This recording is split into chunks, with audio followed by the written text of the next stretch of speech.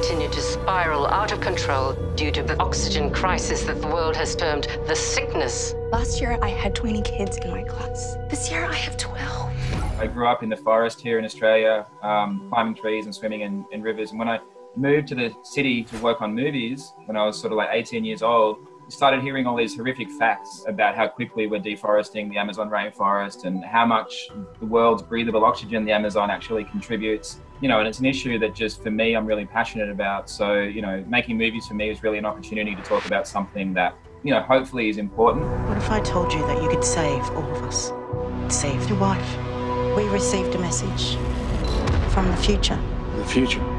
This is a time machine? The people who sent the message must have found a cure.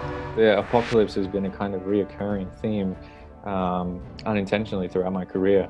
But it's because I do just like to touch on the fundamentals of life. And the best way to do that is to take life away from people and make them think what it would be like, to see how valuable it all really is. Are you there?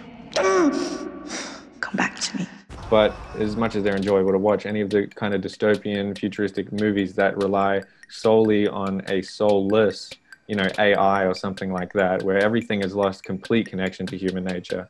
This shows a world where even though we're on the brink of collapse and the apocalypse, that morality, ethics, faith in something is still playing a huge part in what can save the world.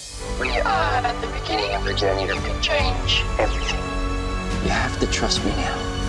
This isn't about finding a cure anymore. There's something bigger at play. I wanted to make the film as relatable as possible. So I didn't want to tell a film that was 300 years in the future because I felt like audiences are going to feel like that's really abstract. Like that doesn't really relate to the issue that we have today.